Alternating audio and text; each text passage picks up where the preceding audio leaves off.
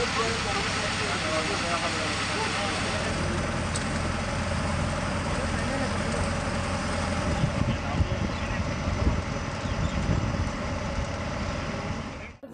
চৈখোৱা যি ৰাষ্ট্ৰীয় উদ্যানৰ বুকুত থকা বিশেষকৈ কেইবাখনো গাঁও লাইকাই হওক দধিয়াই হওক বা পমুৱাই হওক আমি গোটেই অঞ্চলবোৰ চাইছোঁ আৰু দেখিছোঁ আৰু এই অঞ্চলসমূহ হ'ল ডিব্ৰু চৈখোৱা ৰাষ্ট্ৰীয় উদ্যানৰ বুকুত আছে আমি গোটেই পৰিৱেশটো NB নিউজৰ দৰ্শকসকলক দেখাইছোঁ ভিডিঅ' জাৰ্নেলিষ্ট কমলে দেখাইছে আচলতে ককবকাই আছে বানপীড়িত ৰাইজে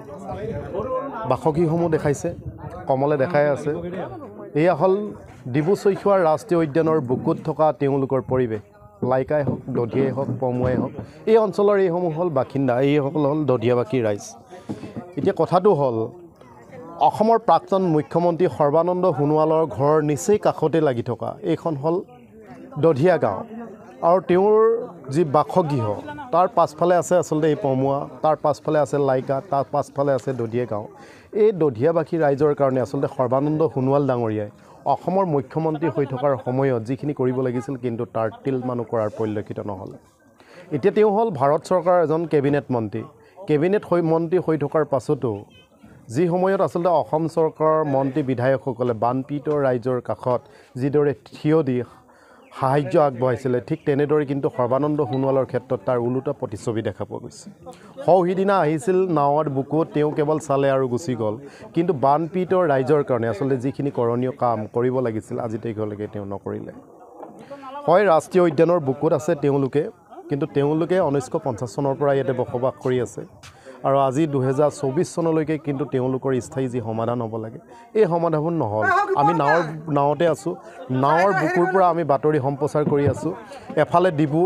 এফালে ডাঙৰি এফালে চিৰাং এফালে ব্ৰহ্মপুত্ৰ আচলতে মহামিলনৰ যি ব্ৰহ্মপুত্ৰৰ বুকুত আমি আছোঁ আৰু নাৱত আহি তেওঁলোকে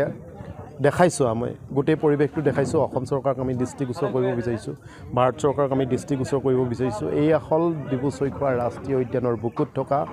মিচিং জনগোষ্ঠীৰ আচলতে মিচিং সম্প্ৰদায়সকলৰ এয়া পৰিৱেশ তেওঁলোকে আচলতে দুখৰ